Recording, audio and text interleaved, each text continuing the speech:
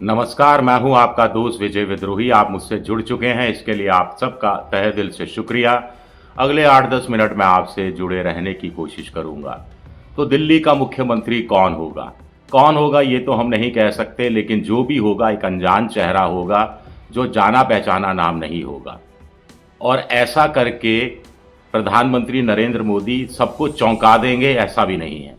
कम से कम अनजान चेहरा हुआ तो मैं चौंकूंगा, ये कहना बहुत असंभव है। मैं बिल्कुल चौंकने वाला नहीं हूं, क्योंकि जब से प्रधानमंत्री की पद मोदी जी ने संभाला है, तब से 12 ऐसे पॉइंट्स हैं जिसके आधार पर मैं अपने तर्क रख रहा हूं कि क्यों मैं चौंकूंगा नहीं और क्यों जो नया चेहरा होगा वो अनजान चेहरा होगा। लेकिन इससे पहले मैं आपको बताऊं कि जब मध्य प्रदेश में मोहन यादव को मुख्यमंत्री घोषित किया गया था, विधायक दल की बैठक जिसमें केंद्रीय पर्यवेक्षक मौजूद थे, तो मोहन यादव सबसे पीछे की कतार पे थे। जब राजस्थान में राजनाथ सिंह और वसुंधरा राजे की मौजूदगी में पर्ची खोली गई थी, विधायक सब सामने बैठे थे, तो भजनलाल शर्मा सबसे पिछली कतार में खड़े हुए थे और दोनों मुख्यमंत्री बनाए गए थे। उसके बाद से लोग मजाक करने लगे कि आगे से जब भी बीजेपी की किसी राज्य में विधानसभा चुनाव में जीत के बाद विधायक दल की बैठक हो केंद्रीय पर्यवेक्षकों की मौजूद में, तो पीछे की लाइन में लगने की होड़ मच जाएगी कि भाई पीछे की लाइन में खड़े हो जाते हैं तो मुख्यमंत्री बनने की संभावना बढ़ जाएगी।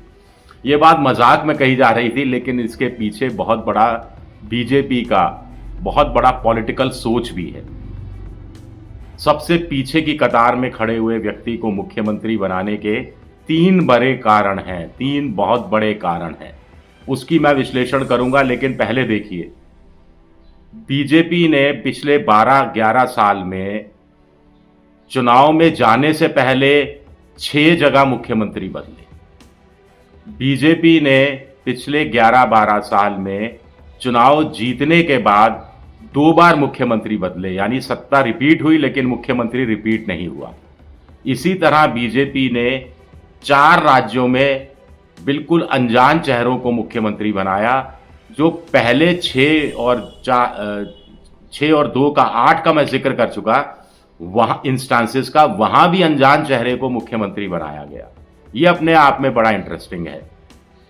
कारण क्या है, आपको उत्सुकता हो रही होगी। पहले नाम देख लेते हैं। अनजान चेहरे जो मुख्यमंत्री बनाए गए, हाल में ही उड़ीसा में मोहन मांझी को मुख्यमंत्री बनाया गया, जिसका नाम कहीं रेस में नहीं था। कुछ लोग कह रहे थे अनिल वैष्णव, कुछ लोग कह रहे थे संपित पात्रा, कुछ दूसरे नाम ले रहे थे, लेकिन मोहन मांझी को मुख्यमंत्री बनाया गया। उससे ठीक पहले हरियाणा में जब बीजेपी फिर से जीत के आई, तो नायब सिंह सैनी को रिपीट किया गया ओबीसी को, जिसकी बात बहुत लोग नहीं कर रहे थे। सबको क्या लग रहा था, अनिल विज जितना जोर लगा रहे हैं, राव इंद्रजीत सिंह इतना जोर लगा रहे हैं, तो बीजेपी शायद जहर जाट को बनाने का जोखिम नहीं ले, लेकिन नायब सिंह सैनी को ही मुख्यमंत्री बनाया गया। उससे पहले साथ साथ हम चले जाएं राजस्थान, मध्य प्रदेश, छत्तीसगढ़, जहां नवंबर-दिसंबर में 2023 में विधानसभा चुनाव हुए, तो भजनलाल शर्मा राजस्थान के मुख्यमंत्री बनाए गए, मोहन यादव मध्य प्रदेश के बनाए गए और विष्णु देव साई छत्तीसगढ़ के मुख्यमंत्री बनाए गए। यानी ये 4 मुख्यमंत्री बिल्कुल अनजान चेहरे हुए। अब उससे पहले आते हैं, जहां चुनाव से पहले बीजेपी ने मुख्यमंत्रियों को बदला और अनजान चेहरों को मुख्यमंत्री पद सौंप दिया, जिसमें गुजरात भी है, गोवा भी है, कर्नाटक भी है, असम भी है और उत्तराखंड भी आता है। जैसे उत्तराखंड में त्रिवेंद्र रावत को हटाया गया, पुष्कर सिंह धामी का अनजान चेहरे, उनको मुख्यमंत्री बनाया गया। वो चुनाव हार गए, अगला विधानसभा का फिर भी मुख्यमंत्री बनाया गया। गोवा में मुख्यमंत्री बदला गया। गुजरात में मुख्यमंत्री 2-2 बार, एक नहीं, पहले विजय रूपाणी को हटाया गया, भूपेंद्र पटेल को मुख्यमंत्री बनाया गया, जिनको बहुत लोग जानते नहीं थे। भूपेंद्र पटेल के सामने बहुत बड़े पटेल समाज के, कड़वा पटेल हो चाहे लौवा पटेल हो, बहुत बड़े बड़े नेता थे, लेकिन तरजीह किसको दी गई? भूपेंद्र पटेल को। असम में सर्बानंद सोनोवाल, संघ के प्रिय युवा नेता, बीजेपी को पहली बार सत्ता में लाने वाले, 5 साल बेहतर ढंग से सरकार चलाने वाले, लेकिन उनको बदला गया। हेमंत बिस्वा शर्मा को मुख्यमंत्री बनाया गया, नीडा का प्रमुख भी बनाया गया। इसी तरह हम देखें, हरियाणा में मनोहर लाल खट्टर को हटा दिया गया, नायब सिंह सैनी को मुख्यमंत्री बनाकर चुनाव मैदान में उतरा गया। मध्य प्रदेश में चुनाव शिवराज सिंह चौहान के नेतृत्व में जीता गया, लेकिन मुख्यमंत्री उनको नहीं बनाया गया, केंद्र में शिफ्ट कर दिया गया। मनोहर लाल खट्टर को केंद्र में शिफ्ट कर दिया गया। असम में जो सर्बानंद सोनोवाल थे उनको केंद्र में शिफ्ट कर दिया गया। अब आप मोटा तौर पर हम बेसिक सवाल पर आते हैं कि पार्टी ऐसा करती क्यों है, या हम यूं सीधा सीधा कहें प्रधानमंत्री नरेंद्र मोदी क्यों करते हैं ऐसा। क्या नरेंद्र मोदी स्थानीय छत्रपों से डरते हैं?